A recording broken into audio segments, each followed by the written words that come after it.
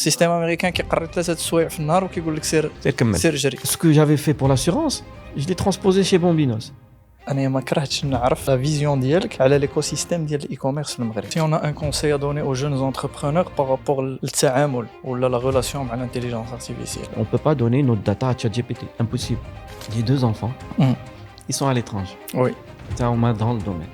J'ai peur pour eux. علاش بديتي بكونيتر لو مارشي؟ J'ai commencé à travailler, j'ai monté une start-up aux États-Unis. Ça avait très bien marché. Alors بديتي l'entrepreneuriat aux États-Unis. J'ai commencé à acheter de la fleur من المغرب et je la vendais aux États-Unis. C'était une décision. If you can make it in New York, you can make it anywhere. Cette expérience sur le e-commerce implique qu'il faut rester toujours présent sur le net. Ça, c'est un appel à tous les entrepreneurs marocains. Ça serait malheureux d'acheter des étrangers alors que le potentiel marocain, il a la capacité de produire. Mais il faut être patient. On produit de l'intelligence marocaine et on le laisse partir. سي حميد bonsoir. Bonsoir. شرفتينا اليوم. انا فرحان اليوم d'accueillir un grand frère et d'accueillir un modèle في البيزنس وفي l'entrepreneuriat. دونك هذه 30 عام وانا كنعرفك وكما قلت لك قبيله من ما جونيس ما عمري نساها انه من ديك الوقيته كنشوف لي بروجي ديالك هذه 30 عام دي بروجي في l'entrepreneuriat دي بروجي في الديجيتال كنهضروا على الديجيتال هذه 30 عام دونك سي كيك شوز كون ميم وشرفتينا اليوم ميرسي دو لا فينو انا متاكد بلي غادي نديو من عندك بزاف ديال لا فالور في هذا الباركور هذا. Inch'Allah. En tout cas, merci beaucoup, Sarida. Et c'est un plaisir et un honneur vraiment de participer à Macoum. J'étais agréablement surpris et ému vraiment de ton invitation. Et je t'applaudis, j'applaudis l'équipe d'Yarkoum pour l'initiative que vous mettez en place, le partage, la capacité d'amener de l'information aux jeunes et partager avec eux, leur amener l'expérience des anciens. Et éventuellement créer du knowledge qui va servir à tout à chacun et chacun va trouver son bonheur et chaussure à son pied. Exactement. هذا الصراحه سي اون فيرتي بالنسبه لينا حنا دوزنا وقيته في لافريك une quinzaine d'années d'abord en Afrique جينا للمغرب par la force des choses on est en train d'entreprendre في المغرب on a été agréablement surpris par la force اللي كاينه في المغرب وسورتو لا فورس ديال هاد لا جونيس اللي كاينه دابا وحسينا باللي ايفيكتيفمون الا بوزوان دو نوليدج الا بوزوان دو ديريكسيون وكنحاولوا على قدر المستطاع دو بارتيسيبي في هاد لو موفمون. سي برافو فيريتي برافو. دونك ميرسي ديتر لا. اول حاجه بعدا تلاقينا جو كخوا نو شومان سو سون ريكروازي في ايميك فاش tu عطيتي واحد الاتجاه غادي نرجعوا لها باغ لا سويت لا بارتي ديال الديجيتال وجيتي مالغري ليكسبيريونس ديالك وجيتي اون بوتي جيتي تعجبتي جي فيو ليموسيون ديالك وجي فيو لادميراسيون ديالك فاش شفتي ديك الطاقه اللي كانت في داك ايميك ديك لا جونيس ديك الطاقه اللي كانت فيهم عطيتي une importance le digital je crois une des sociétés que tu as créé surtout la partie ديال Bombinos كما قلت لكم on va y revenir mais avant ça il يمكن لك تهضر لنا على le parcours qui انا عارفه un parcours très riche سواء académique في les études في les États-Unis ou professionnel pour la création de plusieurs entreprises. Parfait. Donc mon parcours a commencé très jeune dès l'âge de je pense 14-15 ans. باقي يلا في الكوليج ولا شي حاجه et j'ai découvert la puissance de l'innovation. Ça a été un phénomène qui a toujours été un moteur dans ma vie. Donc très très jeune عقل كنت كنمشي كنشري داك les livres deuxième main ديال électronique pratique. Je faisais des petits circuits électroniques, je montais des montages. Ensuite, ça a évolué. J'ai pris un PC, j'ai commencé à coder. J'avais 14-15 ans. C'est-à-dire c'était 82. 82. Il y a les années 80. Exactement. Donc, c'était les années 80, 82, 83. بديت كان عندي واحد l'Amstrad à l'époque. Et j'ai commencé à coder et zama, C, C++. Il y avait C++, que C. Et c'était au tout début du C++. Et je me rappelle Windows, Windows 3.1 et au même titre, je faisais mon petit Windows avec mon code. Et par la force des choses, je me suis rendu compte que il faut rester à la page. Donc je suis parti aux États-Unis. D'où le bac d'Ali en 80. Bac في المغرب. في المغرب. Je suis un pur produit marocain. Donc je suis les États-Unis en 88. Je suis resté là-bas une dizaine d'années. Donc j'ai fait Columbia University à New York. Colombien. Je fais Columbia University. Donc ce qui fait que j'étais parmi les premiers Marocains qui ont été au niveau de Colombien le département de la technologie, tout ce qui est recherche en télécommunication principalement. Et c'est là où j'ai eu mon diplôme. Donc en 98, j'ai eu mon diplôme de Columbia. Ensuite, j'ai commencé à travailler, j'ai monté une start-up aux États-Unis. Ça avait très bien marché. Alors, بديتي l'entrepreneuriat aux États-Unis. À tel point que باقي في Colombia et j'avais monté la start-up. كنت خدام تمايا, je faisais des petites actions, des programmes, je faisais un peu de business, mais ça marchait très bien. C'était dans quel domaine? C'était principalement dans un domaine c'était du B2C, c'était de la vente, de la commercialisation de la fleur coupée marocaine sur le marché américain. Marocaine? Oui. Donc importée من C'était المغرب. l'importation de la fleur coupée marocaine sur le marché américain. Et j'ai pu vendre l'équivalent de, par expédition, 300 000 roses qu'on vendait. Donc j'ai travaillé avec tous les revendeurs. هذيك الساعة en ligne ولا offline? C'était le début de en ligne. D'accord. Les années 80 déjà. Les années 80. Donc j'avais monté la liste de fournisseurs. Je l'ai envoyé des newsletters par mail. C'était le tout début du digital. Bien sûr. Donc, et j'avais même fabriqué un petit logiciel de gestion, un petit CRM qui me permettait de rester en contact marrant, gérer les commandes, tout ça, c'était. Et l'infrastructure s'y prêtait déjà. Wesh كانت la distribution, wesh كانت la partie عاوتاني ديال l'importation, la partie shipping, comment c'était à l'époque? Très très bonne question. Voilà comment ça a commencé. J'ai eu l'occasion d'être invité à l'événement organisé par le consulat marocain, le consulat américain ici au Maroc, à travers le programme USAID. Oui, qui est d'ailleurs encore actif et très actif là-bas. Exact. Oui. Donc j'ai été invité et il y avait tous les producteurs de roses في المغرب, notamment mon père, et il faisait partie du voyage. Donc, j'ai eu l'occasion de rencontrer ces gens-là. Je les ai rencontrés à New York, au Majao, avec la délégation. Et moi, je les ai rencontrés à New York. Et on a pris le voyage ensemble. Donc, il y avait tous les producteurs. Les grands noms de la fleur. Donc, je les ai rencontrés, on a sympathisé. Tu sais, étant jeune, avec la fougue, sky is the limit. Ça veut dire tout est possible. Tout est possible. Donc, je leur ai plus ou moins vendu, entre guillemets, le potentiel de s'implanter sur le territoire américain et pouvoir concurrencer. À l'époque, il y avait les Cubains qui inondaient le marché, avec des méthodes un petit peu illicites pour fourguer parfois des produits illégaux, etc. Et la vente de la fleur cubaine était pas chère. Alors que le coût de la fleur marocaine, coupée marocaine, était relativement plus cher. Donc, il fallait trouver un moyen de pénétrer le marché marocain avec un phénomène de qualité, et ça a marché. Un storytelling. Un storytelling.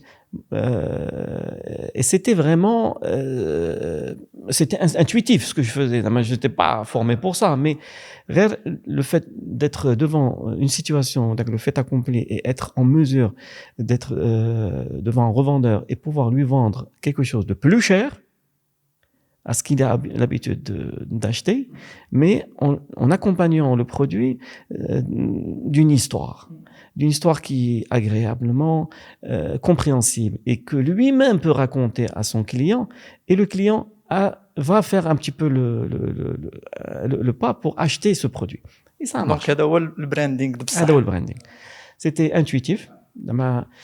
Et ça a très très bien marché. Donc, j'ai commencé à acheter de la fleur et je la vendais aux États-Unis. Comment ça a marché? Vous savez, aux États-Unis, la particularité de ces gens-là, c'est qu'ils facilitent beaucoup le travail. Une fois que j'ai pris l'initiative, j'ai monté une société. D'ailleurs, la société s'appelait Moroccan Blossom. Donc, c'est la fleur marocaine. Donc, une fois que j'ai monté la société, je suis parti voir les services douaniers. Parce que les services douaniers aux États-Unis. Aux États-Unis. Oui. Parce que c'est eux qui allaient faire l'importation, faire rentrer le produit marocain sur le territoire américain. Donc, il y a une réglementation à suivre. Donc, je devais avoir cette réglementation et le cahier de charge que je devais suivre. C'est une histoire. Anna Brassi, maintenant que je la raconte, c'est l'insouciance de la jeunesse. Je suis parti voir ces gens-là. Je rentre chez le département douanier. Il y a un grand monsieur avec son arme américaine. Vraiment gros. Une fois et demi ma taille. J'étais impressionné. Je lui dis, ça y est, c'est la fin. Je vais me retrouver en prison. Je ne sais pas pourquoi, mais c'est la prison. J'ai cette impression. Il s'est présenté. Oui, bonjour. Qu'est-ce que vous voulez faire? Je lui ai dit, je vais importer de la rose. J'avais amené un petit échantillon avec moi. Il l'a vu, il m'a dit, voilà. Il m'a dit, je vous donne rendez-vous le jour X à 7h30 du matin. Sharp. Je lui ai dit, OK, pas de problème. 7h30 du matin, j'étais sur place. Lui aussi. Je me suis dit, qu'est-ce qu'il me veut à 7h30 du matin? Et entre-temps, il m'a dit, le jour X, faites votre première importation. Amenez votre première importation. Tu fais ça veut dire qu'il a donné le OK. Faites votre première importation. Donc, j'ai fait ma première importation. J'ai amené un certain nombre de colis par avion et je rencontre le douanier. 7h30, il me dit, suivez-moi. Je dis, quelque chose qui cloche. Je rentre, on fait le tour. Il prend le premier carton, il ouvre l'emballage, il ouvre le formulaire, il le remplit lui-même. Ensuite, il teste, il a des équipements pour voir s'il n'y a pas de saleté, s'il n'y a pas de pucerons, et ça, parce qu'il y a un problème de phytosanitaire. Il me fait passer par le parcours douanier de A à Z. De A à Z. Sur place. J'ai rien, j'ai même pas pris le stylo. Il m'a montré toutes les étapes. Jusqu'à la sortie. Il m'a dit, voilà votre... les colis. C'était trop facile. Dédouané. C'était trop facile. Oui. C'était trop facile. Donc, il y a des gens qui يشجعوا البيزنس depuis qu'il y a la culture business من الأول. وهذا c'est un levier هو اللي مهم بزاف. Exactement. Donc, avec le parcours, j'ai appris, j'ai compris. En plus, il m'a dit, écoute, qu'est-ce que tu fais? Je lui ai dit, je fais mes études. Il m'a dit, je te conseille d'aller voir un transitaire de ma part. Il est juste à côté. Et pour une modique somme d'un montant, il va s'occuper de tout. Toi, tu retrouves tes colis à la sortie. C'est ce que j'ai fait. J'ai suivi son conseil. Je suis parti voir ce monsieur. Il m'a donné un devis. J'ai accepté le devis. Et chaque fois que je recevais une liste de colissage du Maroc, je le lui ai envoyé. Avec ça, on avait le fax. Oui. On avait le fax. Il fallait envoyer ça par fax. Le lendemain, 6h du matin, tout était prêt pour moi récupérer. Donc, j'avais acheté un camion. J'avais recruté des personnes que je payais et j'ai monté la start-up. On a commencé à travailler. Et ça a bien marché. Ça a très bien marché. Donc, première aventure, c'était comme ça. Première aventure réussie. Première aventure réussie. Et j'ai pris goût, effectivement, à cette initiative de pouvoir transformer une idée en quelque chose de matériel. Pas toutes des idées réussissent dans la vie, mais il faut toujours essayer. Ensuite, je suis rentré au Maroc. Donc, déjà, pourquoi la décision de rentrer? Ah, Start-upper américain, exactement. les Et je années gagne de 80, l'argent. avec Effectivement. une start-up qui C'était marche. c'était une علاش المغرب؟ décision liée familiale, principalement. Je suis l'aîné de ma famille.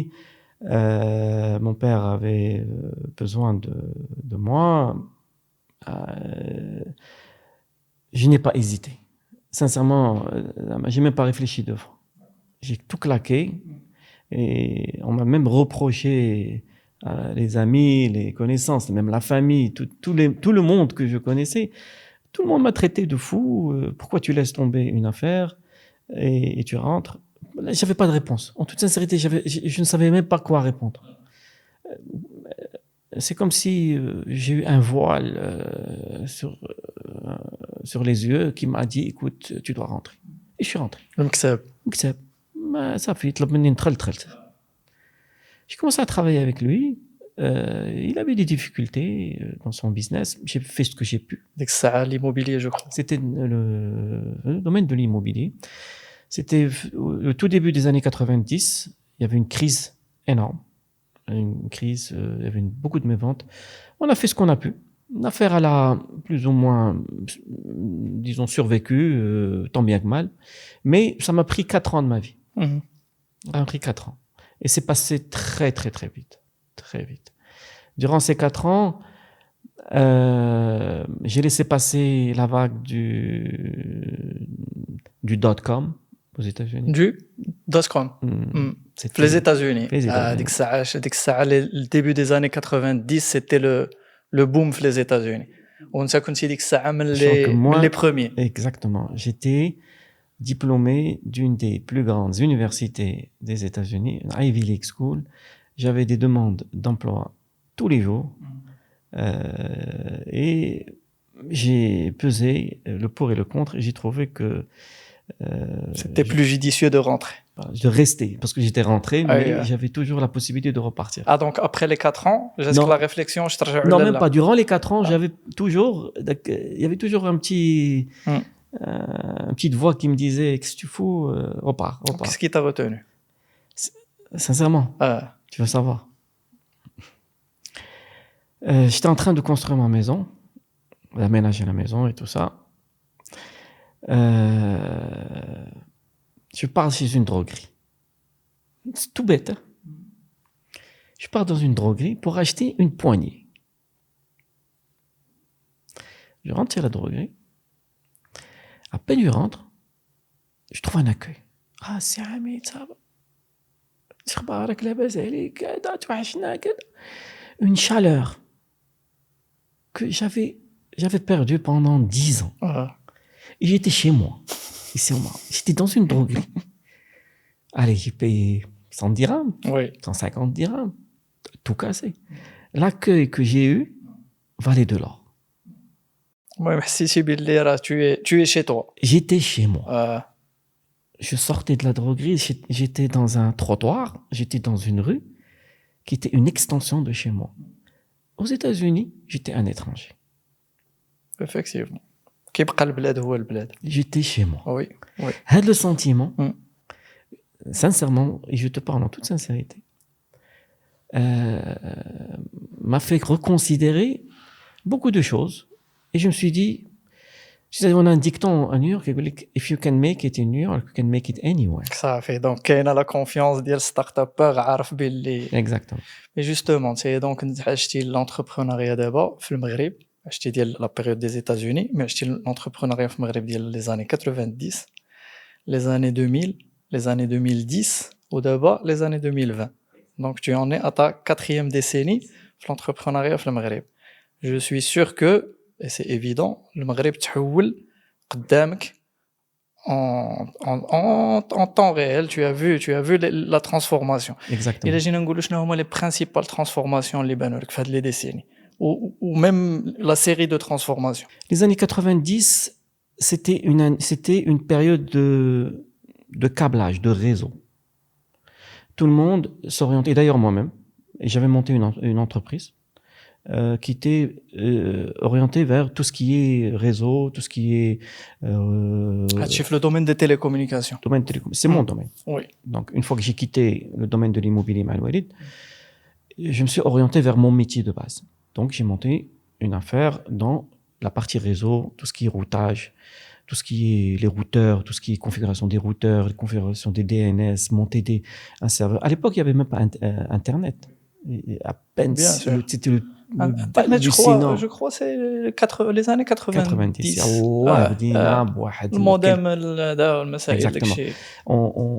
Donc, je suis parti et j'ai acheté Maroc Télécom une liaison spécialisée. J'étais parmi les premiers à avoir une liaison spécialisée avec une classe A d'adresse IP. Donc, et je commençais à faire de l'hébergement. Donc, je fabriquais des sites web.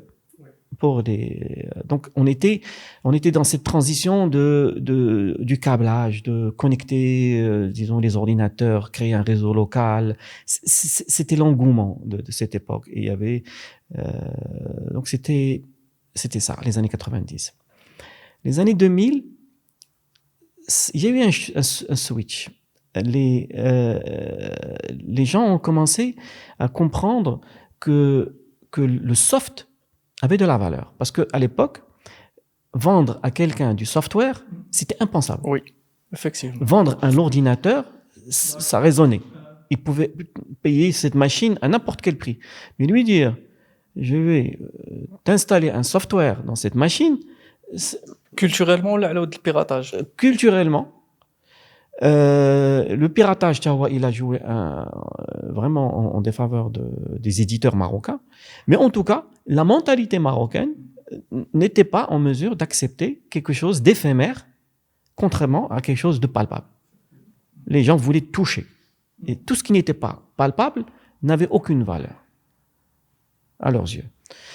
Donc, c'était une période où il fallait éduquer le marché et lui dire, écoute, une machine, certes, on peut la toucher, mais à défaut de mettre quelque chose qui va la faire tourner, elle reste inerte. C'était très difficile d'expliquer ça. La partie B2B, la partie B2B, et parce que c'est tout ce qu'on pouvait faire.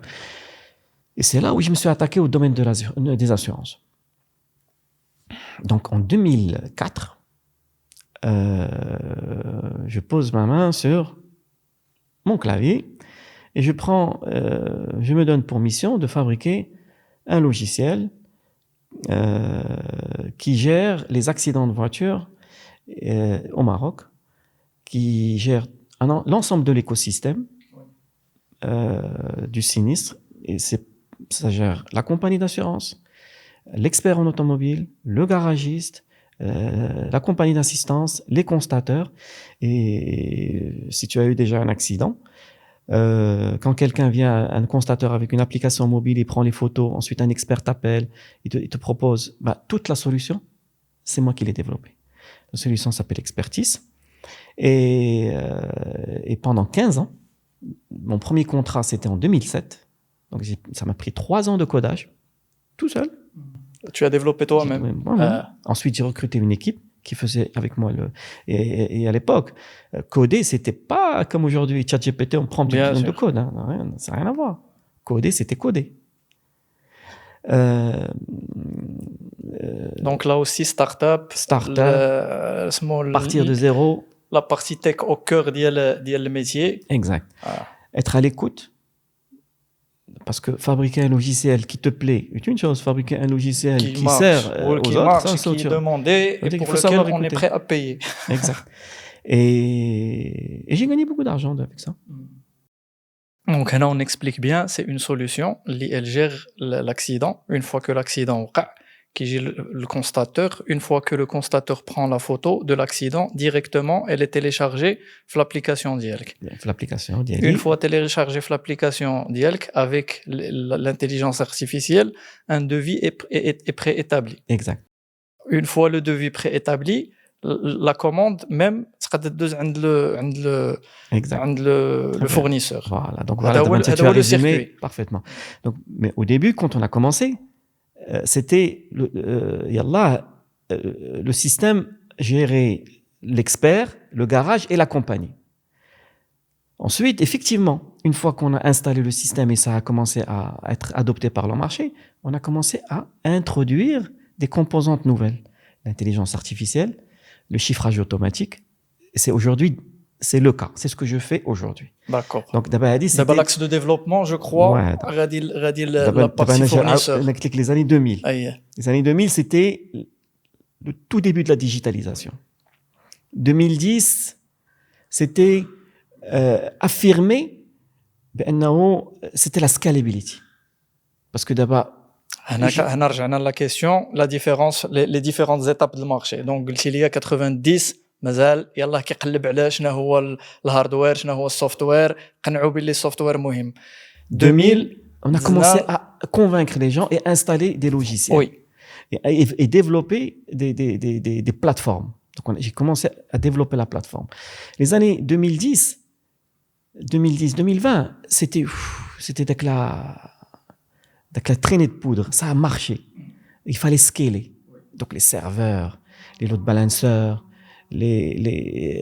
pouvoir avoir des lignes backup. Ou l'infrastructure. Et l'infrastructure. Donc j'ai monté à permettre. Exactement. Donc j'ai monté tout un data center autour de cette activité de l'assurance, parce que la plupart des compagnies devenues mes clients, j'avais des dizaines de milliers de personnes qui se connectaient tous les jours, et donc il fallait que le système soit opérationnel H24, zéro défaillance. Donc j'ai commencé à investir dans la scalability du produit, parce que avoir un petit serveur pour une personne ou deux, des dizaines de milliers de personnes, c'est pas la même chose. Donc c'était la période des années 2000-2010.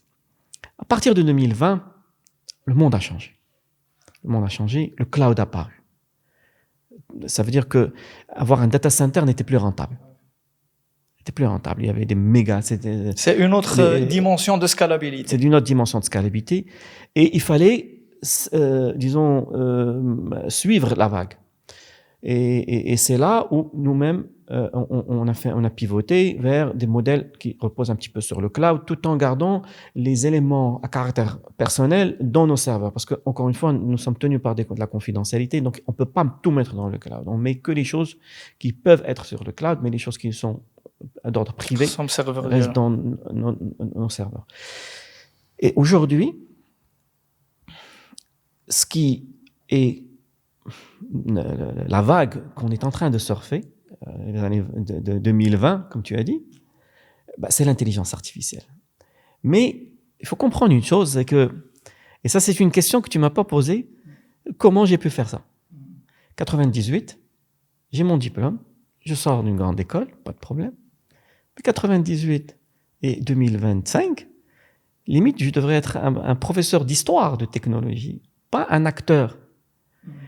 Et la réponse à cette question, c'est que j'ai eu la chance de comprendre depuis 1998 que je devais rester toujours à la page et me former au quotidien. Donc, Hanaya, tu me dis que tu aurais pu te concentrer sur un seul domaine ou sur les experts faits, vu les 12 faits, l'expérience les 12 faits. Mais tu as choisi de suivre un peu dima la dernière page ce que c'est. Exactement. Effectivement. Parce qu'on peut construire un gros business et s'arrêter d'apprendre. Et s'arrêter d'apprendre. Et on est sûr que la courbe dialo a des tailles. Mais par contre, rester toujours à la page, que ça a des cycles de vie les business dialo. Donc, je suis parti. Et depuis ce jour-là, dès que j'ai compris que la clé du succès, ce n'est pas dans l'idée, mais dans l'exécution de l'idée.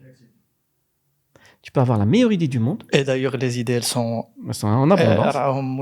Exactement. Il n'y a pas plus facile. Mais je connais l'idée. Exactement. C'est l'exécution de l'idée. Bien sûr.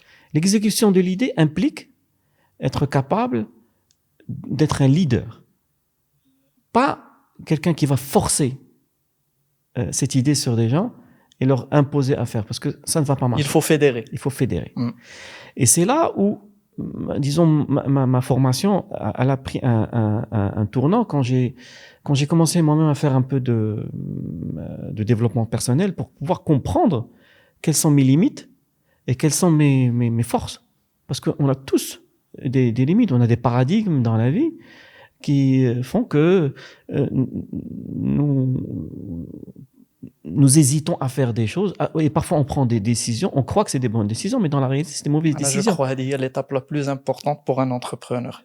Et se connaître et savoir qu'est-ce qu'on veut et où on veut aller. Une fois تجاوب على هاد la question هادي, je crois que le reste كيبدا يسهل وكيوضح وميم كيفاش نقول لك ميم لا ناتور كتولي تجيب لك لوبورتونيتي. اون فوا انت عارف شنو باغي et tu te connais, صافي الطريق كتبدا تصاوب راسها. Donc voilà. Donc le parcours aujourd'hui 2020, 2025, c'est l'intelligence artificielle. Mais il faut comprendre une chose, c'est que l'intelligence artificielle d'aujourd'hui, telle que les gens... Parce qu'il n'y a pas une personne qui ne sait pas ce que c'est que l'intelligence artificielle, ChatGPT, DeepSeek et compagnie, tout le monde... Mais entre les mains d'un expert comme moi, oui, c'est autre chose. C'est autre chose. Donc aujourd'hui, je suis sollicité au quotidien parce que j'ai continué ma formation et je maîtrise ce domaine assez bien. Donc, si tu avais à nous résumer, c'est quoi l'intelligence artificielle? Donc l'intelligence artificielle, en deux mots, ce n'est qu'un outil qui calcule tellement vite qu'il arrive à prédire le prochain mot par rapport au prompt qui lui a été donné. Je te donne un exemple. Quand tu as ChatGPT et tu lui poses une question, tu lui dis, j'ai besoin de savoir, on appelle ça un prompt. Oui. Très bien. Maintenant, le ChatGPT, qu'est-ce qu'il va prendre? Il va prendre ce prompt, il va l'encoder, on appelle ça du embedding, il va prendre les mots, il va les rendre un vecteur numérique de 1532 dimensions. Ça, c'est le modèle ChatGPT. Une fois qu'il va le rendre un vecteur numérique, ce vecteur va se placer dans ce vecteur, cet espace vectoriel, et subitement, avec une méthodologie de calcul, il va prendre le mot le plus proche de ce que tu as prompté. Ça sera le début de la réponse qu'il va te donner. Ensuite, il va faire le plus proche linguistiquement, statistiquement, sur quelle base? Vectoriellement parlant. Ouais. Je te donne un exemple. Si tu prends l'axe X, Y, par exemple, pour rendre les choses faciles, et tu mets des petits points, des petits clusters, un petit cluster là, un petit cluster là, un petit cluster là, et je te donne des coordonnées, X, Y, et tu vas prendre le premier point que tu as donné les coordonnées. Donc, statistiquement parlant, le point le plus proche, c'est ce que tu vas prendre. Avec ce qui a été fait par ChatGPT et le système d'intelligence artificielle, ce point qui a été pris dans l'espace vectoriel, c'est le début de la réponse à ta question. D'accord. Comme par magie. Donc, bête discipliné. Dans l'intelligence artificielle, il n'y a aucune intelligence. Oui. Il n'y a que du calcul rapide. Donc, on a besoin des GPU. Et les GPU ont la capacité de faire du calcul très rapide. Et on a l'impression qu'il y a une interaction, alors que la réalité... Il a une capacité de calcul tellement rapide qu'il prend le prompt, il va le placer dans un espace vectoriel, il va voir le mot le plus proche, il te le ramène. Ensuite, il refait la même équation, il te la ramène, ça crée une réponse. Et on parle d'apprentissage, c'est quoi l'apprentissage? Je te donne un exemple. Si je te donne un tableau et je te dis, voilà, en entrée, voilà des paramètres, et en sortie, voilà ce que tu dois trouver. Et toi, tu dois concevoir une petite boîte noire au milieu qui fait en sorte que si je te donne ce paramètre ou cette donnée, tu me restitues ça. Oui. Très bien.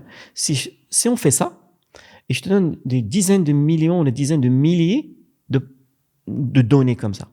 Cette boîte noire... De corrélation. Exactement. Cette boîte noire, avec un processus qu'on appelle le backpropagation, qui a été développé en 2012. C'est le début de l'intelligence artificielle par Jeffrey Huffman.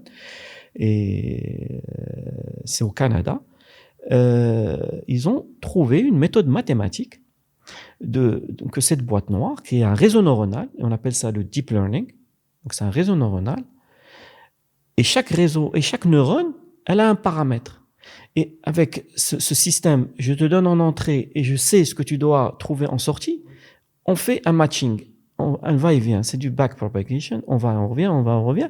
Et qu'est-ce qui se passe? Le réseau neuronal, avec ses paramètres, au début, c'est des paramètres qui sont aléatoires, commence à converger vers des valeurs entre 0 et 1, mais des valeurs qui, une fois qu'on donne un nouveau input, encore une fois, la sortie, c'est parfaite. oui.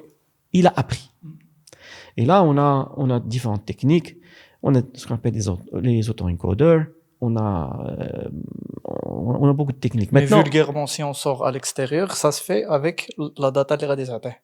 Exact. Le plus de data. Plus de data que tu as l'apprentissage, plus de la petite boîte noire qui est le réseau neuronal, apprend. Et dès qu'il apprend, ensuite, on lui donne quelque chose qu'il n'a jamais vu, il va restituer une bonne information. Et on fait ça avec l'image. Aujourd'hui, c'est la même technique. On prend une image, on prend des millions d'images, on lui dit, écoute, si je te donne cette image, il y a une voiture dedans. Et voilà le bounding box, voilà l'encadrement de la voiture, voilà les coordonnées de la... Justement, باش نرجعوا البيزنس ديالك ديال l'assurance, donc l'application qui est pour ça, c'est même d'anticiper un peu les besoins en pièces. دابا انت عندك des milliers, je pense de cas millions. concrets, des millions de cas. Donc انت عارف مثلا grâce à l'intelligence artificielle quels sont les modèles qui sont le plus accidentés, quelles pièces exactement, ou ça va te permettre à décerner une mine d'or les fournisseurs. Effectivement. Donc, le business model sur lequel maintenant je m'inscris, effectivement, la nouvelle start-up que je viens de lancer encore une fois, qui est purement intelligence artificielle, elle a pour mission, effectivement, de créer un nouveau modèle, disons, de chiffrage qui, sur la base d'une série de photos, ou une simple vidéo, on prend on prend un accident, une voiture accidentée par vidéo. Et donc, les images qui trouvent le modèle d'intelligence artificielle, il va de lui-même comprendre les points de choc parce qu'il a appris, on l'a entraîné avec ces millions d'images, qu'il y a un pare-choc, voilà la photo du pare-choc. Si jamais je te donne quelque chose pareil, dis-moi que c'est un pare-choc. Mais ça, c'était plus ou moins le tout début de l'intelligence artificielle. Aujourd'hui, on essaye de pousser ce modèle un peu plus loin. Je te donne un exemple. Dans un accident, il y a les éléments de surface. Le pare-choc, l'optique, la calandre, le capot peut-être, l'aile. Mais imaginons que c'est un choc qui est violent. Ce qu'on voit sur une image, c'est rien que... Déformé ou là... Voilà, on voit rien que les pièces de carrosserie. Mais qu'en est-il du radiateur? Qu'en est-il du support du radiateur? Qu'en est-il disons, de l'hydraulique derrière? Donc, qu'en est-il par exemple, de la clim, thermostat, etc.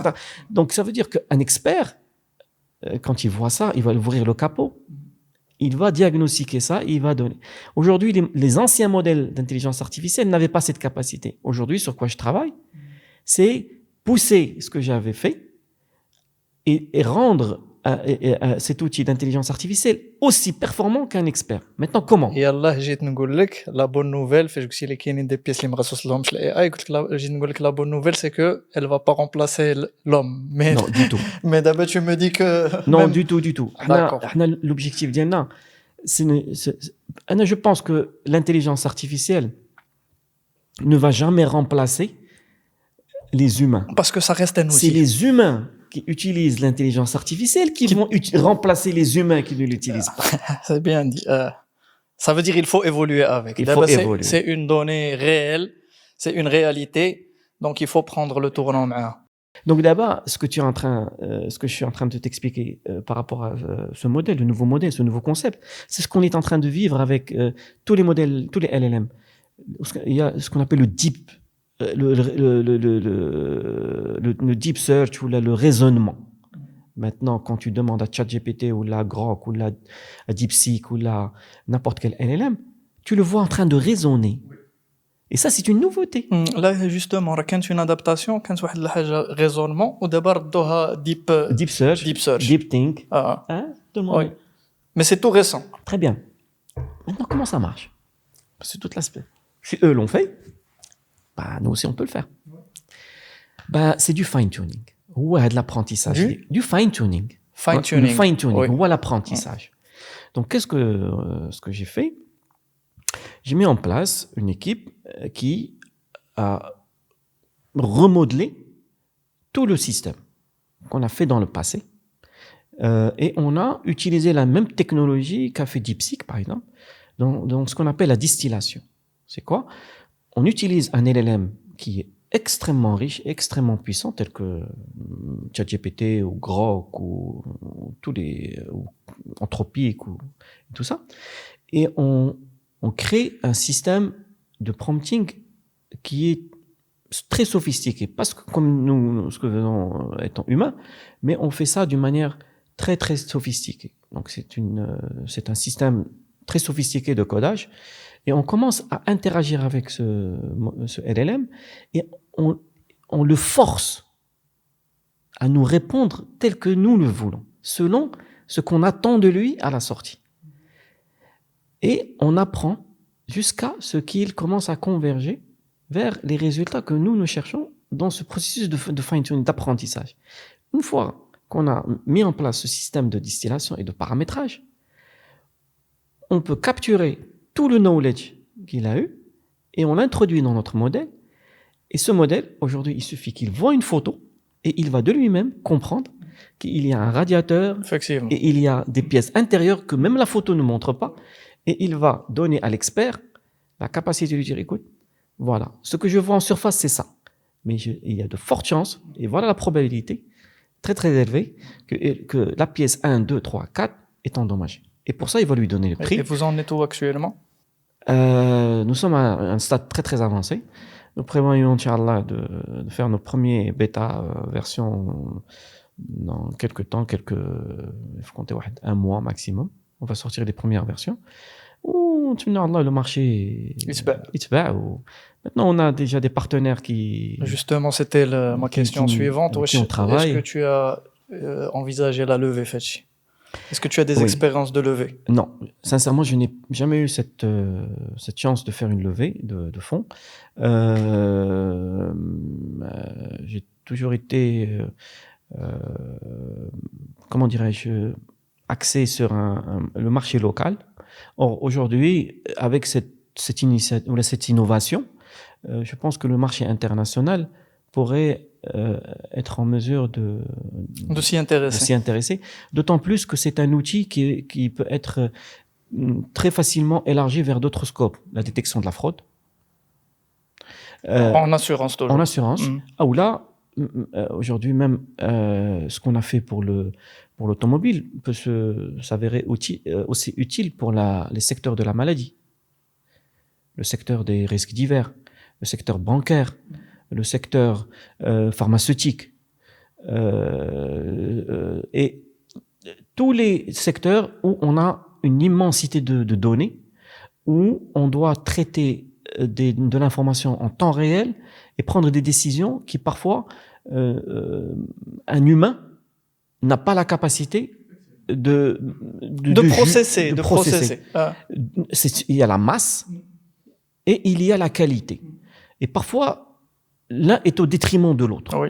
Alors que l'AI peut balancer entre les deux, d'être performant entre les deux. Exactement. L'AI peut, surtout quand c'est bien fait, et c'est pour ça que je dis toujours que tout le monde sait ce que c'est que l'intelligence artificielle, mais il y a très peu de gens qui savent ce que c'est réellement. Exactement. Parce que c'est pas parce qu'on utilise ChatGPT ou là qu'on arrive à prompter ChatGPT qu'on fait de l'intelligence artificielle. Surtout qu'aujourd'hui, nous parlons de la souveraineté de la donnée.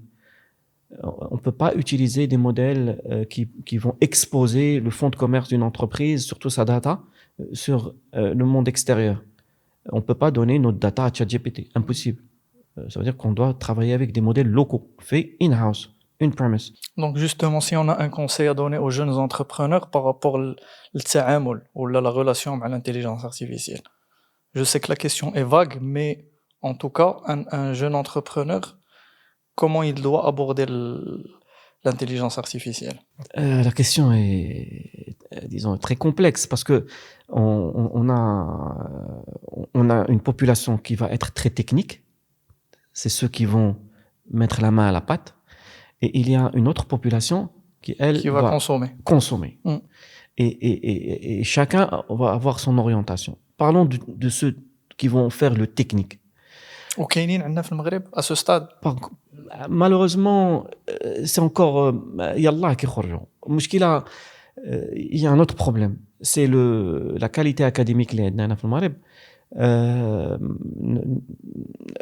Le cursus pour pouvoir développer un profil au point d'intelligence artificielle, un jeune qui va sortir de l'école, le processus académique, les Kane, malheureusement, s'enlise sur des aspects qui, à la fin du cursus, yallah, عنده واحد 30 ou 40%. Je pense c'est optimiste, 30 ou 40 راه ضربتي الفوق. ولكن je crois que c'est un domaine d'autodidacte. Exact. Et c'est ça ce que je voulais faire arriver.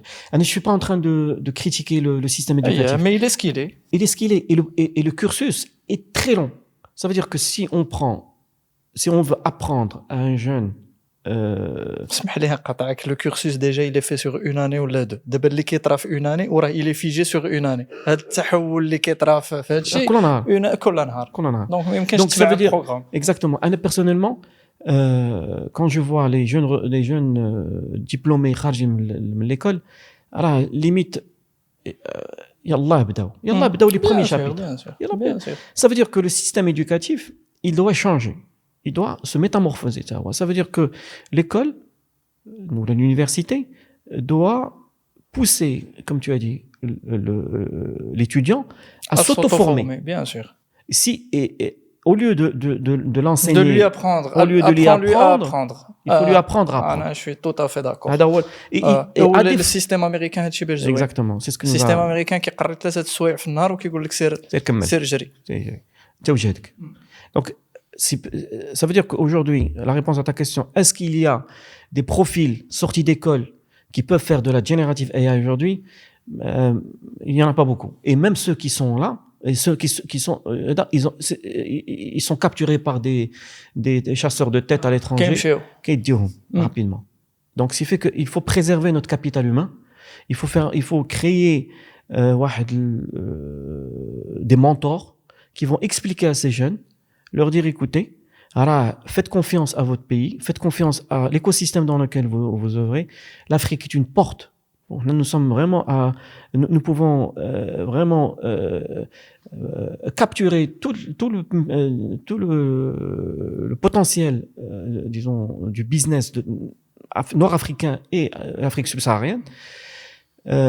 Et il suffit d'expliquer à ces jeunes la méthodologie d'apprendre, de ne pas croire que connaître un CNN, ça y est, il a tout compris, ou comment faire un fine-tuning, ça y est, il maîtrise l'intelligence. Il n'a rien compris. Savoir ce deep learning. ou la savait تعلم واحد جوج كلمات ديال deep learning ou le back propagation صافي راه ولا كيطير مع الطيور. Ça n'a rien à voir. Alors, il n'a rien compris. Aujourd'hui, ce qu'on est en train de vivre, tous les jours, ça se transforme. Ça change. Ça change tous les jours. Oui. Donc, il faut être à la page, mais vraiment à la dernière page. À la dernière page, mais sinon ça ne marchera pas. Effectivement. Donc, c'est la partie technique, la partie technicien. D'abord, la partie consommateur. La partie consommateur. La partie consommateur,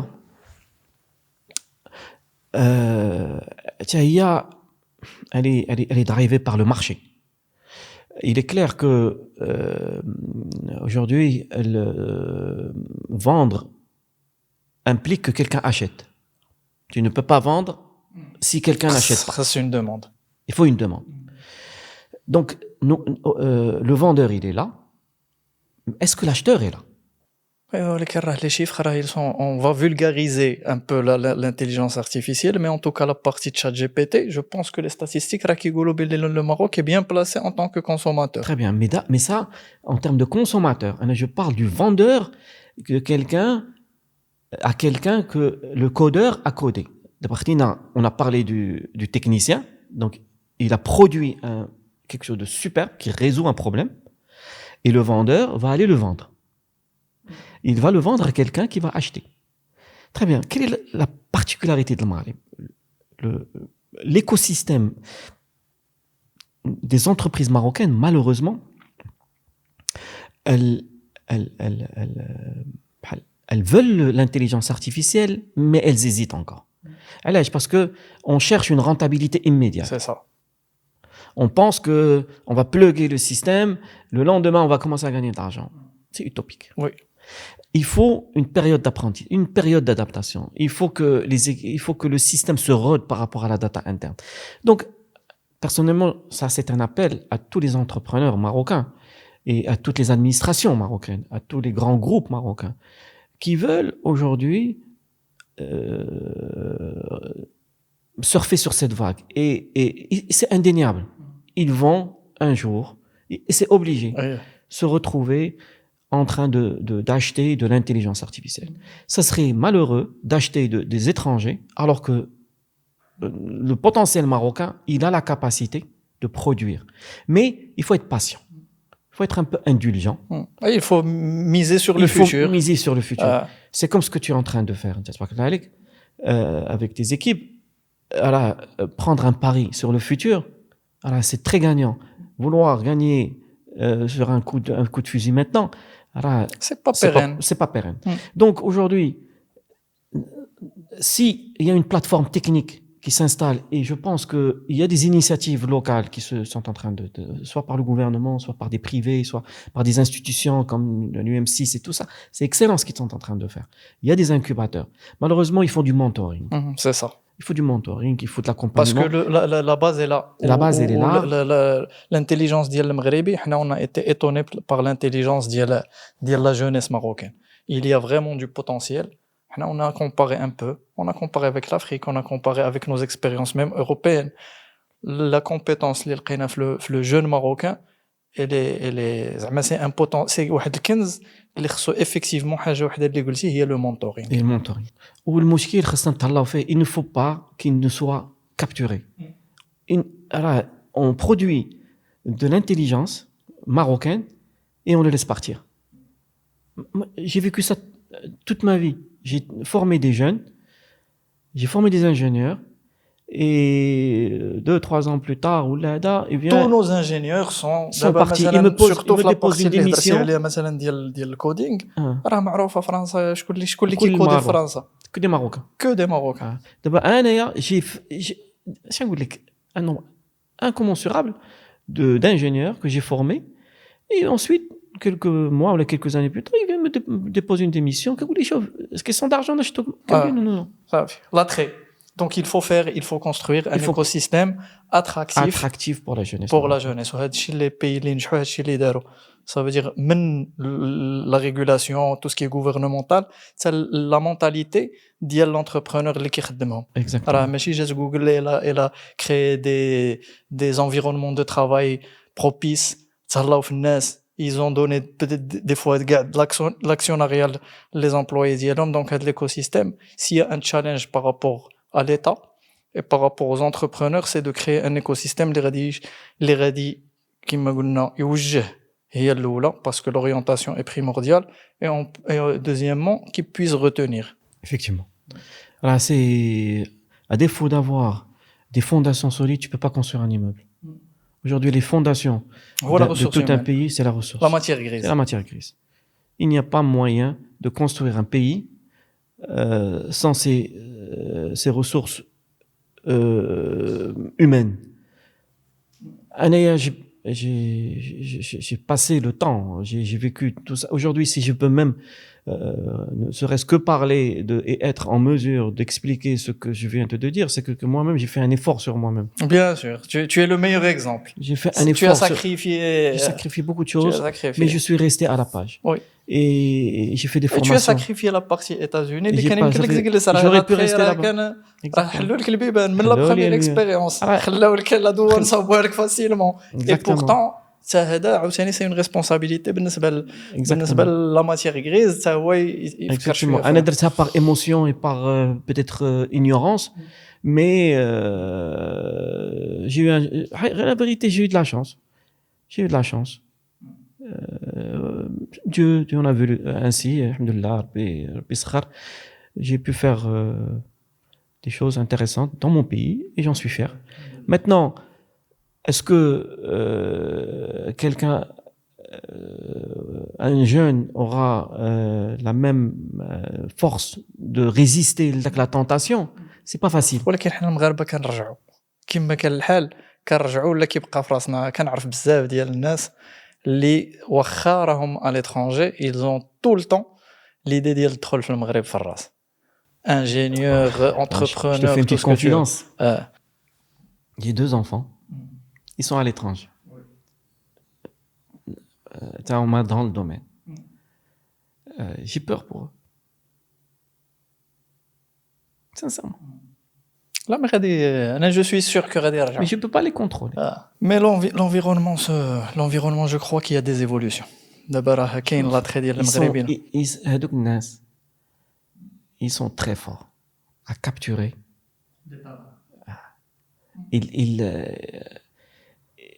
Ils ont la capacité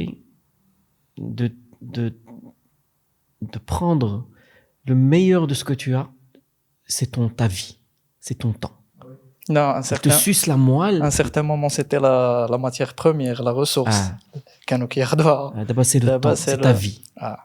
Qui est avec de jolis discours, belles infrastructures, mais ils vont te prendre ta vie et ton temps. Ensuite, dès que tu vois rien, ils te jettent.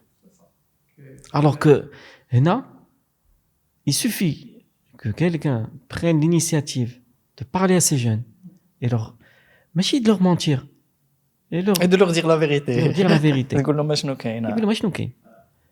Et leur raconter une belle histoire. Et leur raconter une histoire vraie, une histoire qui a marché. Moi, j'ai fait, tu sais, dans le cadre de ma formation, j'ai suivi j'ai même des formations de MIT. J'ai suivi des formations à MIT, j'ai des diplômes de MIT dans l'intelligence artificielle. J'aurais pu à tout moment rester. Mais ici, هذيك لا فاسيليتي. C'est la facilité là-bas. Malgré, on dirait que c'est la difficulté, mais هذيك هي la facilité. Aujourd'hui, c'est pas parce que c'est facile là-bas que c'est difficile ici. Non, c'est un peu critique ici, mais on peut faire des choses. Il suffit que. Et tu en as fait. J'en ai fait. D'ailleurs, on a هضرنا على la partie assurance. On n'a pas abordé un autre grand chapitre, اللي هو اللي un peu aussi relié le sujet de notre discussion, اللي هو la partie industrielle. Parce que tu es aussi producteur tu as fait une autre société dans la production de meubles en kit. Oui, pour enfants, principalement. Pour enfants. Bambinos. Voilà, donc هنايا عاوتاني جيتي بدا كونسيبت جداد, جيتي le lean management. Est-ce que tu peux nous en dire quelque chose? L'initiative ou l'expérience de l'industrie est venue les années, quand est-ce que j'ai commencé? En 2012. En 2012. En 2012, je suis sorti un jour sur le marché pour acheter des meubles pour enfants, pour un de mes enfants. Et j'ai fait le tour et j'ai trouvé qu'il y avait un manque. Il y avait un manque sur le marché. Et déjà, Anaya, j'ai toujours été un peu dans l'industrie. On avait une petite activité industrielle, on faisait de l'aménagement, on faisait etc. C'était une affaire familiale. Et une fois que j'ai plus ou moins senti qu'il y avait le besoin sur le marché et que la naissance des enfants, elle est tous les jours. C'est pas un marché la demande est toujours là. Je me suis posé la question, pourquoi il n'y a pas de fabricants de meubles pour enfants au Maroc? Et j'ai fait le tour du marché. Et pendant une année, j'ai fait une étude de marché. Je suis parti voir tous les importateurs les grands importateurs. Je suis débrouillé les chiffres ديالهم مشيت plus ou moins la douane pour essayer de faire un bench collecter de la data. علاش خديتي علاش بديتي بكونيتر لو مارشي؟ Bah باسكو هادي سي ان بوين كون ديسكوت بزاف مع لي زيكيب. ah, كيقول لك نديرو هادي كنقولوا راه يفو كونيتر طون مارشي. ما يمكنش. Tu peux pas te lancer خصك comme ça. تعرف المارشي ديالك. C'est impossible de se lancer parce que tu penses que tu as une bonne idée. Tout le monde a de bonnes idées. Voilà. Encore une fois, c'est l'exécution. Oui. Donc, une fois que je suis parti voir, j'ai trouvé que le marché du meuble constituait à peu près 1 milliard de dirhams. Au Maroc. Au Maroc, seulement. Dont l'enfant constituait à 15%, entre 15 à 20%, grosso modo. Exclu le jouet. Je me suis dit, bah, très bien, on va voir.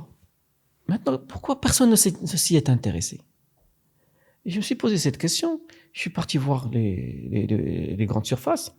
Et effectivement, la barrière à l'entrée d'importer un meuble, surtout en les années 2000, était très faible. Il y avait des magouilles d'importation. Ils faisaient rentrer des conteneurs. Oui. Donc la barrière à l'entrée n'était pas très élevée. Ça veut dire qu'il suffit que quelqu'un mette aille en Chine ou là au Taïwan ou là, c'est difficile pour que le produit marocain soit compétitif. Exactement. Donc c'était ça en qualité et en prix. Et en qualité et en prix. Donc je me suis dit très bien. Ben, ça veut dire qu'il y a une opportunité. Donc c'est chaque fois qu'il y a un problème, il y a une opportunité. C'est pas forcément une belle opportunité, mais il y a toujours une opportunité. Il faut creuser. Ou déjà, quand il y a un marché, le marché est là. Exactement, le marché est là. Donc, je me suis dit, très bien, qu'est-ce qui pourrait éventuellement amener quelqu'un à avoir une difficulté à importer un meuble pour enfants que moi, j'aurais à fabriquer et il ne va pas venir me concurrencer. Et c'était ça le point de départ. Je devais trouver l'élément différenciateur. Et je l'ai trouvé. C'était quoi? La personnalisation. Ça veut dire que une fois que j'ai lancé le produit Bambinos, le slogan, c'est des chambres personnalisées et sur mesure. Quand le client il vient, on lui dit, écoute, on va te fabriquer un meuble, le meuble, il sera très, très personnalisé par rapport à ton besoin. On va prendre tes mesures, on va prendre les mesures de la chambre, on va voir l'enfant, l'âge, et on peut même écrire son prénom, on peut choisir les couleurs. Et quand on a donné ce service, un importateur, il ne peut pas customiser. Il ne peut pas faire ça. Un importateur va prendre un modèle et en ramener plusieurs. Mais personnaliser un modèle en Chine et le ramener, ça va lui coûter. Donc ça a été l'élément différenciateur. Et c'est là où Bambinos a commencé à percer. On a pris, et c'est pour cette simple raison que je me suis pas attaqué au meuble classique. Ah. Parce que le meuble classique, il n'y a pas de personnalisation dedans. Donc j'aurais été confronté à de la concurrence. Donc je suis resté hyper focus sur un produit cible, un produit niche, dans lequel on a ajouté beaucoup de services, notamment si par exemple l'enfant grandit et que le meuble, ça y est, on le récupère et il prend un autre meuble différent. Ça, c'était un service qu'on mettait en place et qu'un importateur ne pouvait pas faire. Et c'est là où Bambinos a commencé à prendre son... Et ça, c'est plus du marketing que de la production. Exactement. Donc la production, elle devait suivre le marketing. Donc je suis parti, d'ailleurs, un organisme qui est très intéressant, c'est INMA. Ce sont des gens formidables, professionnels. Donc je suis parti avec mon équipe, j'ai payé une modique somme, en toute sincérité. Et il y a eu un plan de prise en charge qui a complété le paiement de la part de l'OFBT ou d'Ekchi. On nous a formés, on nous a enseigné le lean management, on nous a dit comment faire.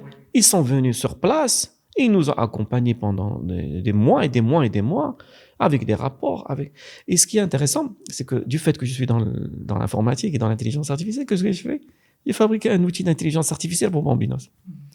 Et aujourd'hui, quand le client y venait, il pouvait choisir le modèle, on pouvait lui faire une maquette rapidement, on pouvait choisir les couleurs, il pouvait suivre le déroulement, disons, de la production en temps réel sur son smartphone. Donc, ce que j'avais fait pour l'assurance, je l'ai transposé chez Bambinos. Donc, on a eu des logiciels performants. On a commencé à être très précis en termes de délai de production, de qualité de production, d'optimisation de chute. Le lean management nous a aidés. Tout ce qui est les moudas, on les a enlevés. Disons, pas de stock, pas de stock, les flux tendus, les 5S, tout le tralala de القرايه كتنفع ياك القرايه كنفع الا قريتي واحد اللي سيبنيك راه كتعلم. Donc on a appris et on a exécuté. C'est tout ce qu'on a fait. Donc بحال اللي قلتي خص الانسان يكون عنده الراس صغير. Il faut pas avoir la grosse tête.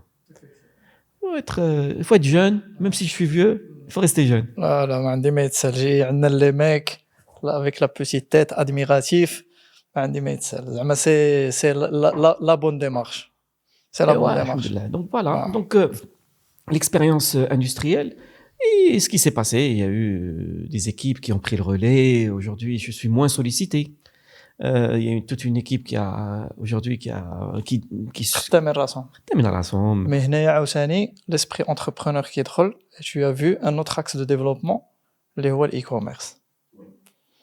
Donc هنايا tu as déjà commencé à voir انا ما كرهتش نعرف la vision ديالك على l'écosystème ديال l'e-commerce في المغرب. Comment tu le vois? Je vais te donner un peu ma vision modeste parce que j'ai essayé de comprendre ce qu'est le e-commerce هنا في المغرب. Donc une fois que j'ai commencé à fouiner un petit peu, faire mon étude, mon benchmark, je me suis rendu compte que, encore une fois, la barrière à l'entrée était très faible. Un site web Shopify, WordPress, n'importe quoi. Il suffit de monter une petite plateforme, faire des posts et commencer à vendre, faire du delivery. Et ce qui se passe, c'est que... Avec Bambinos. Avec Bambinos. La première expérience e-commerce. La première expérience, on a toujours été e-commerce. D'accord. On a toujours travaillé B2C. Et on a été toujours présent sur Instagram, sur Facebook, etc. On a toujours utilisé les réseaux sociaux. Et 80% de notre chiffre d'affaires vient du e-commerce. Comment? C'est être fidèle à son engagement. Ça veut dire que un client satisfait, pour nous, c'est un client qui nous recommande. Un client qui n'est pas satisfait, on doit tout faire, quitte à perdre de l'argent, pour le satisfaire. D'accord. Donc le point, il est très important, j'y reviens, mais atteignez la vision d'IELK à l'e-commerce. Comment on est un peu dans le domaine, on a notre idée, mais ça nous intéresse de voir بحالك كيفاش كيشوف النظرة ديالو على l'e-commerce de المغرب. Après le e-commerce, l'avantage dialo, c'est que il défie toutes les barrières disons géographiques, voilà. Donc vendre dans un quartier, tu n'as que les clients du quartier. Si tu as de la chance, tu peux rayonner sur une ville. Le quartier, sur une ville. Et si tu as de l'argent, tu peux rayonner sur un pays. Et si tu es Amazon, tu peux rayonner dans le monde. Mais ça, c'est pas facile. C'est pas facile. Il n'y en a pas 50 millions de personnes qui peuvent faire ça. Donc, la plupart du temps, les gens restent dans un quartier.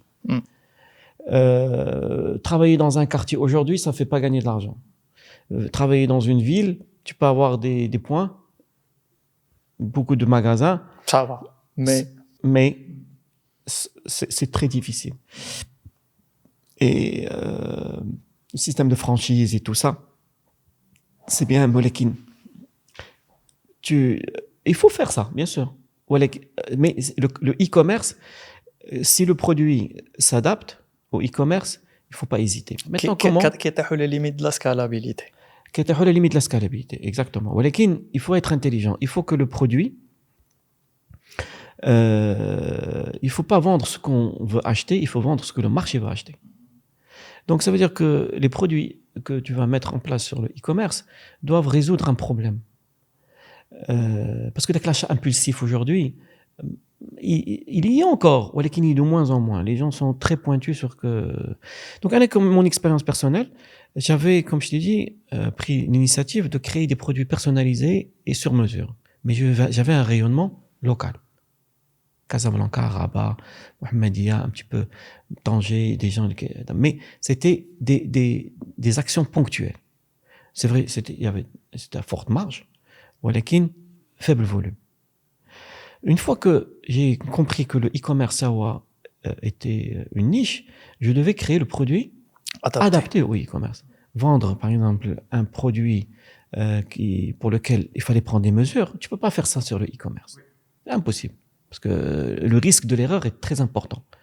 Mais vendre un produit qui est, disons, standardisé. En kit, voilà, en kit, emballé, bien fait avec une notice de montage, avec les kits de montage et tout ça, c'est quelque chose de possible. Mais quand est-ce que tu fais ça?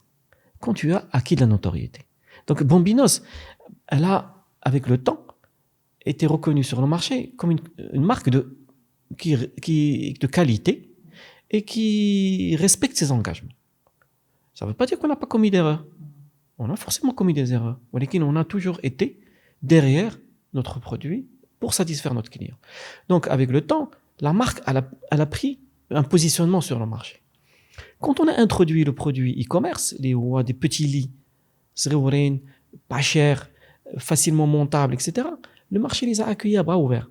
Parce qu'ils ont été encapsulés par la teneur de la marque Bambinos. Une fois qu'on a commencé le e-commerce, la logistique est devenue une problématique. Comment livrer des lits de 2 mètres, etc. Donc là, on a fait appel à des logisticiens. On a signé des contrats. Okay, voilà notre problématique. Est-ce que vous pouvez nous livrer en temps et en heure? Là, ils se sont engagés maintenant.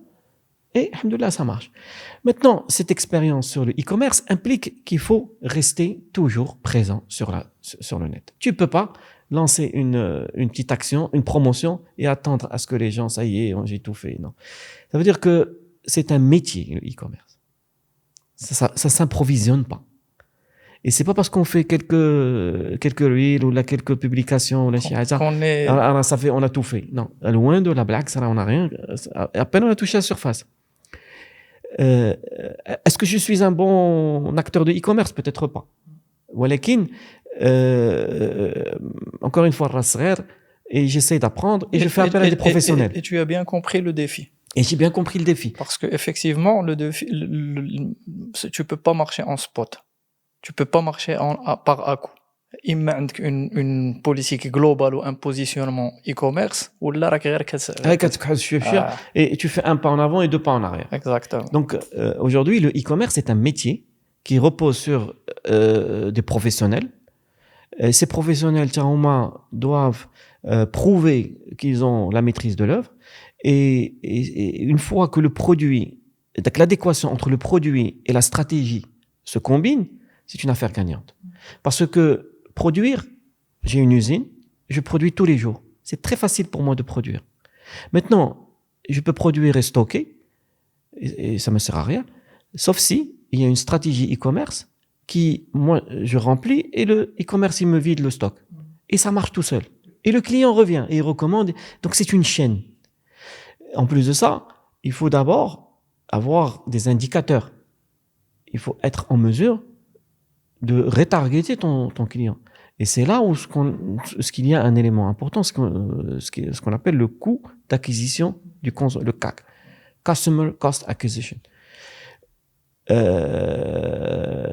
Customer Acquisition Cost. L'idée, c'est que combien te coûte un client? Et dès que tu commences à trouver des bonnes stratégies pour que le coût d'acquisition d'un client devienne faible, le e-commerce devient très très. Et les leviers, c'est la lifetime value ديال الكونسوماتور. شحال يبقى عندك، شحال يعاود ياخذ من عندك من مرة. Parce qu'il peut te coûter. هنا فين كاينين les erreurs stratégiques بالنسبة les e-commerçants non expérimentés. هي هذه كيشوف باللي le coût d'acquisition ديال الكليون عنده طالع. Mais il ne sait pas que par la suite غادي يهبط parce que هذاك le client غادي يجيه من بعد sans dépense. Exactement. Et aujourd'hui, mais là le challenge qui m'a dit, c'est que tu aies le produit adapté, c'est que tu offres la qualité, c'est que tu offres le service pendant vente, post-vente, pendant vente et après-vente qui va avec. Donc c'est là où on parle effectivement d'un métier. Les les compartiments dialogue. Tu as cité la logistique, tu as cité le marketing approprié, le targeting approprié, le retargeting, etc. شنو اخر عنده la partie sourcing ou la partie La partie visuelle. effectivement il faut respecter le client في هذه القضيه le contenu, il faut parler, il faut que le contenu soit en phase avec le produit et la cible.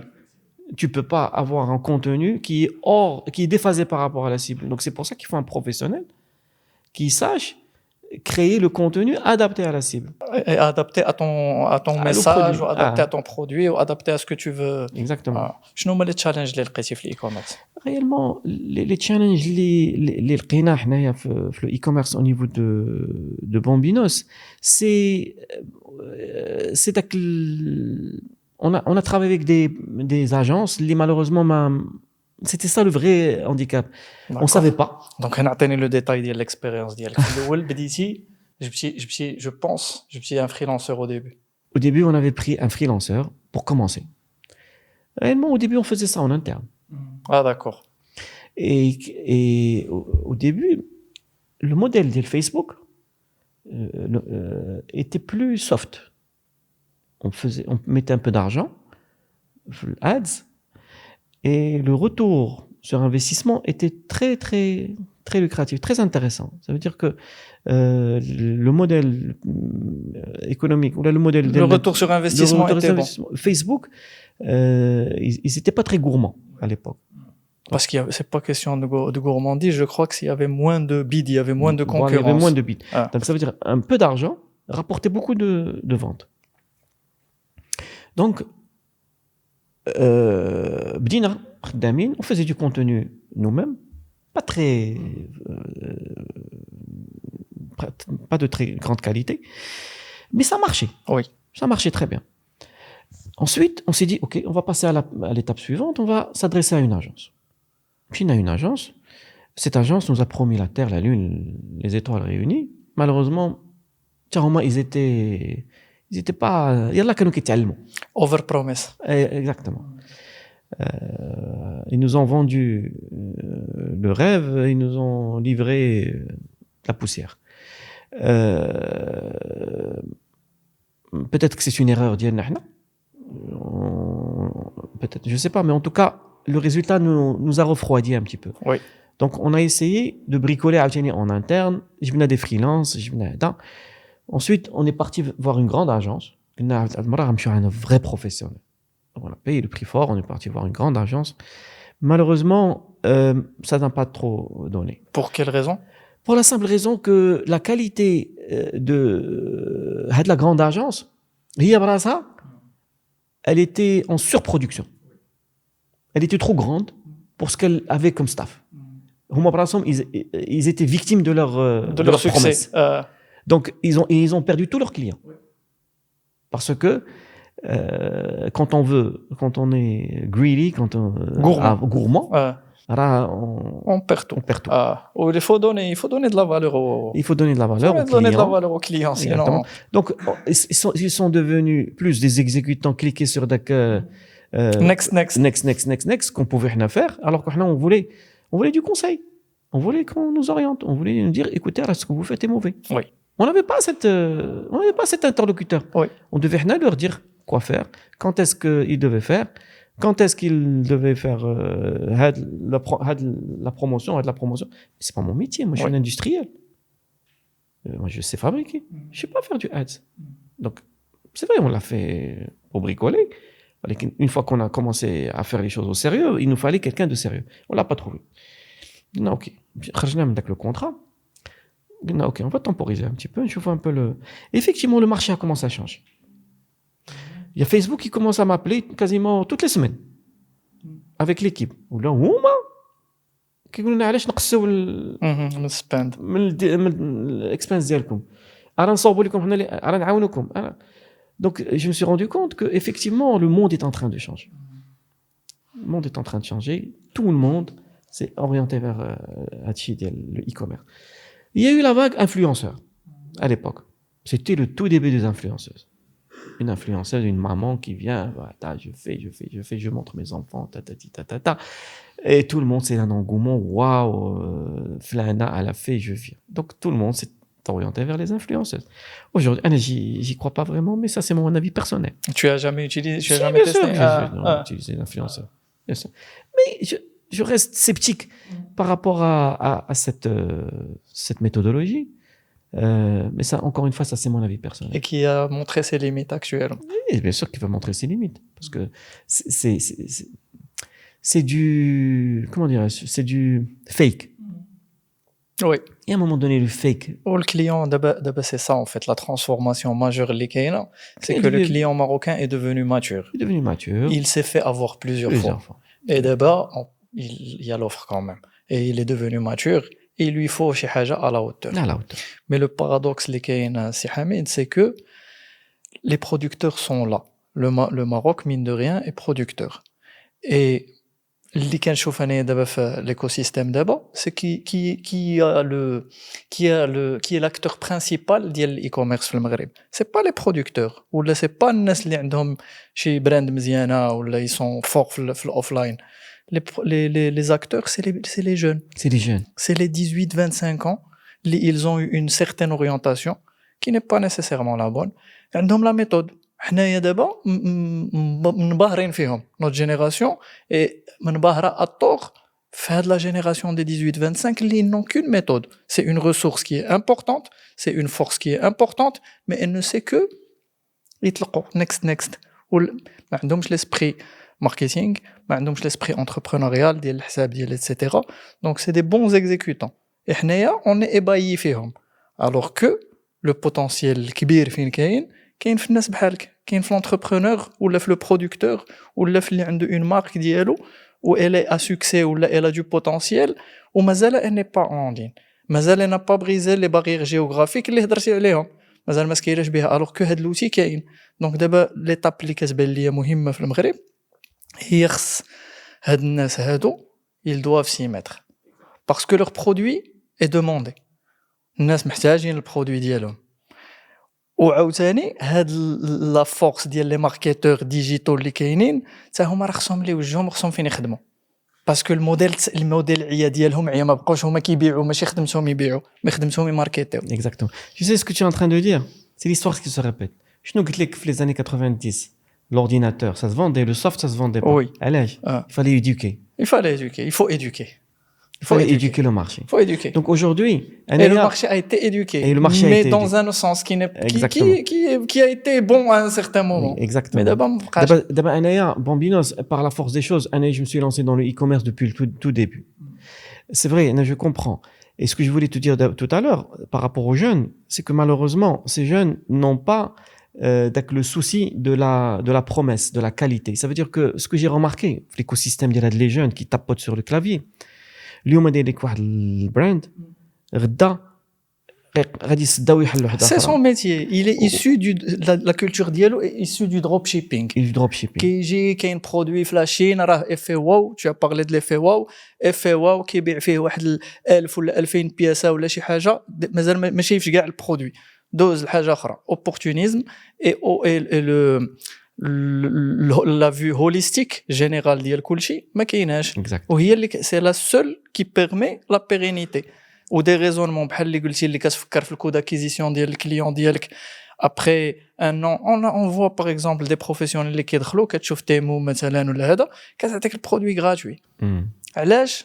باش تولي كليون البيغ كتخسر عليك الادز, كتخسر عليك واحد $10 ولا $15 ديال البرودوي كتعطيه لك غير دخل باش من بعد عارفه باللي لي $20 انفستي فيك elle va les reprendre sur la durée.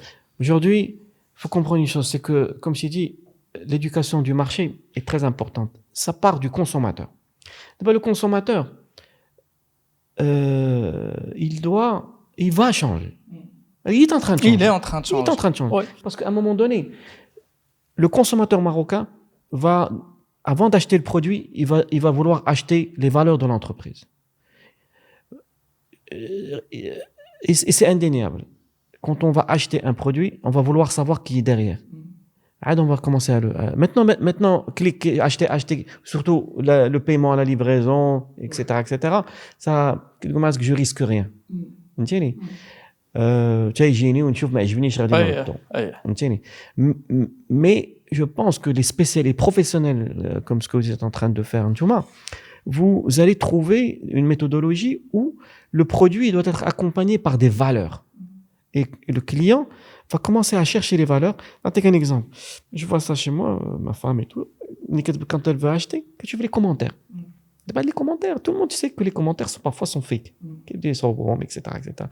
Donc, il va falloir trouver des moyens complémentaires pour donner aux consommateurs la capacité des avis, mais des avis vrais. Ça veut dire un certificateur de qualité. Si aujourd'hui, avec l'initiative que vous êtes en train de faire, vous mettez en évidence la capacité de sécuriser le vrai mais le faux, alors les entrepreneurs comme moi, il y en a énormément qui ne se sont pas encore. Je me suis ouvert au e-commerce. D'autres, ils ne se sont même pas ouverts. Et ils ont peur. Ce n'est pas qu'ils ne veulent pas. Bien sûr. Ils ont peur. Alors, ils ont peur. Parce que j'ai perdu tellement d'argent. Les expériences, c'est le maïda ou j'ai maïda. Moi, je ne veux pas perdre. Mon business, il marche. Pourquoi je vais changer?